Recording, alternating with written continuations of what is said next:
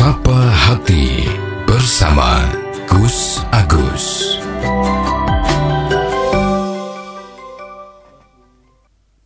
Sobat Dimas Diajeng yang berbahagia.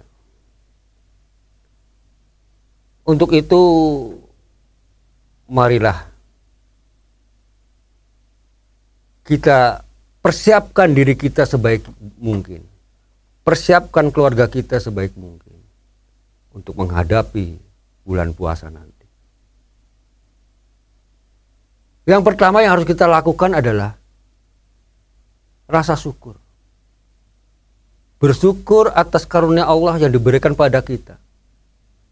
Khususnya adalah bersyukur atas usia atau umur kita. Yang mana Allah memberikan usia kita sampai datang kembali bulan Ramadan. Coba kalau kita perhatikan di sekitar kita. Mungkin teman-teman kita di dalam tahun ini sudah ada yang mendahului kita, meninggal. Yang tidak lagi berkesempatan untuk menjumpai bulan Ramadan ini. Namun alhamdulillah kita masih diberi kesempatan untuk bisa melaksanakan, semoga insya Allah bisa melaksanakan puasa di bulan Ramadan tahun ini. Yang sebentar lagi kita akan melaksanakannya. Tidak hanya sekedar syukur karunia Allah terhadap usia kita. Juga syukur atas semua limpahan rezeki yang Allah berikan kepada kita. Sehingga kita mampu sampai dengan hari ini kita beraktivitas mencari rezeki yang Allah berikan kepada kita, yang nanti akan kita siapkan juga di dalam bulan Ramadan. Sobat Dimas Diajeng yang berbahagia. Kemudian yang kedua adalah niat. Niat dari diri kita yang memang benar-benar tulus. Benar-benar ikhlas. Bahwa kita akan melaksanakan puasa dengan sebaik-baiknya. Dengan sungguh-sungguh. Karena kalau kita niat puasa dengan baik, dengan sungguh-sungguh, itu tidak hanya sekedar kita melaksanakan ibadah puasanya saja, itu tidak. Tentu akan dibarengi juga dengan ibadah-ibadah yang lain.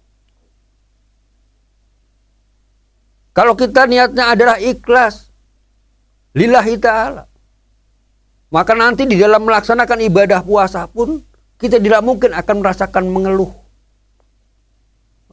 Merasa lapar, haus itu memang wajar. Karena manusia tidak makan, tidak minum selama ada mulai terbit fajar sampai dengan tenggelam matahari. Wajar.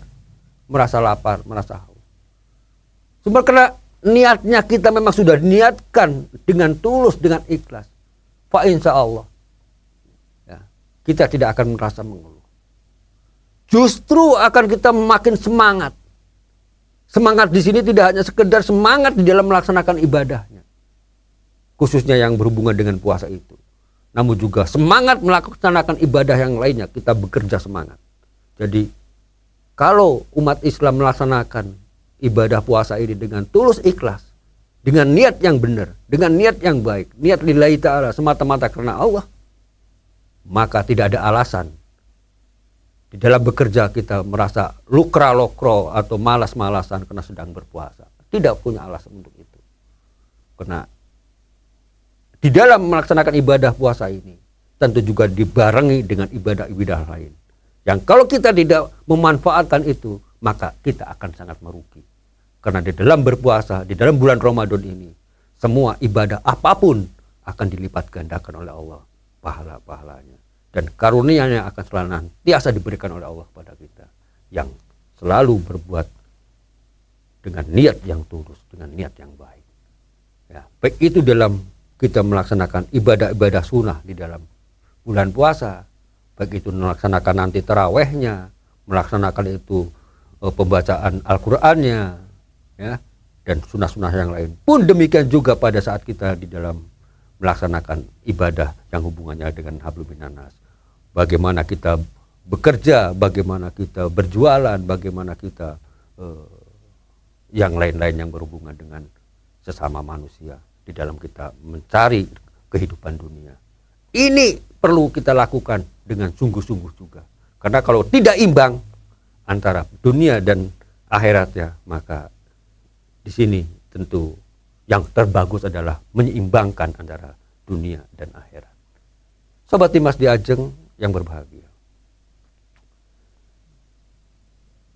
Kemudian yang perlu dipersiapkan lagi adalah bahwa apabila kita masih punya hutang puasa bulan Ramadan sebelumnya, ya, segera untuk kita lakukan persiapan atau melunasi daripada hutang puasa ini.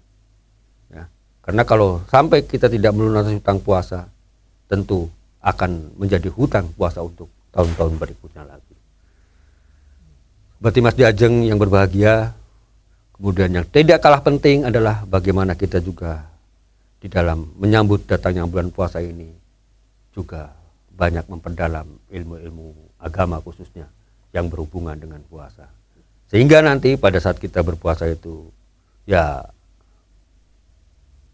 lebih banyak kita mengerti tentang hal-hal yang bagaimana kita melaksanakannya itu, tahu mana yang bisa membatalkan puasa, paling tidak seperti itu ya, supaya kita diterima daripada pahala puasa kita. Tentu hal ini tidak hanya sekedar kita banyak membaca, kalau kita juga kadang-kadang malas membaca ya sekali-kali mendengarkan ceramah-ceramah agama yang berhubungan dengan masalah puasa, sehingga kita di dalam melaksanakan puasa bisa terlaksana dengan baik dan tentunya diterima amalan-amalan kita. Sobat Dimas di Ajeng yang berbahagia. Di samping itu juga disiapkan mental kita, ya, jasmani dan rohani kita. Karena bagaimanapun yang namanya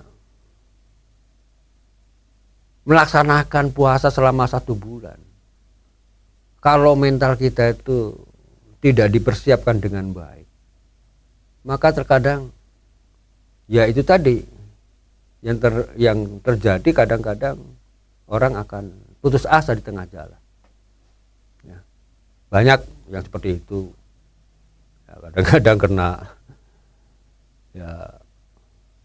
karena hanya sekedar menutupi malu, ya pura-pura puasa gitu kan, padahal sebetulnya nggak puasa.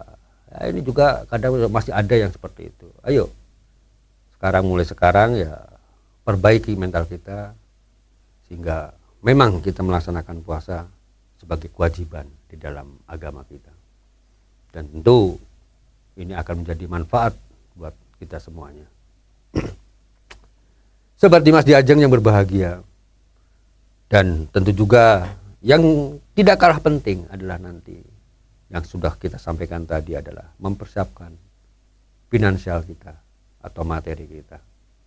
Kenapa? Yang namanya berpuasa tentu ya biasanya atau umumnya orang akan lebih condong untuk ya banyak berbuat kemaslahatan atau berbuat kebaikan, baik itu melaksanakan sedekah, melaksanakan zakat, melaksanakan ya amalan-amalan lain yang tentu tidak lepas daripada masalah keuangan.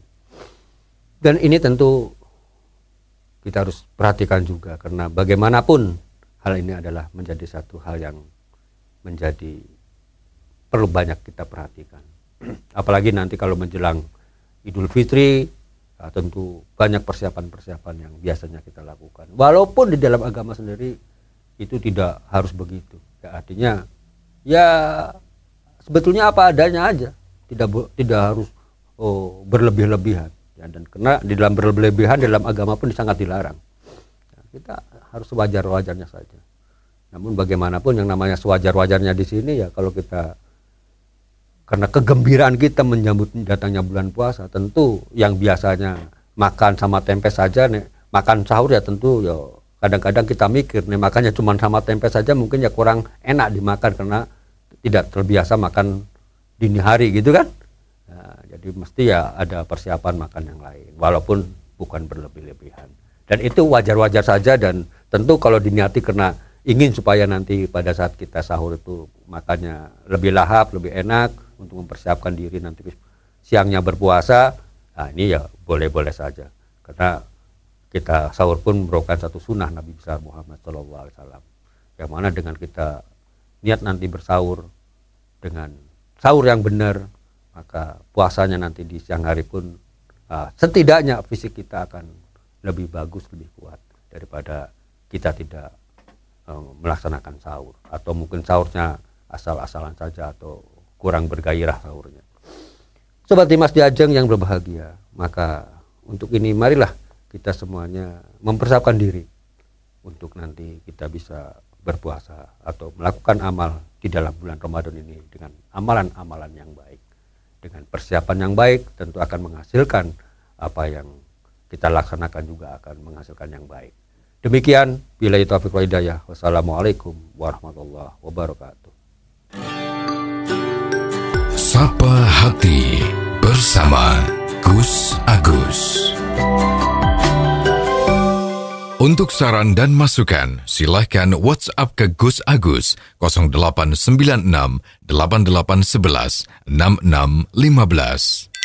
Dipersembahkan oleh Ziman, enzim antioksidan aktif, menjaga kesehatan dan memperpanjang usia Anda.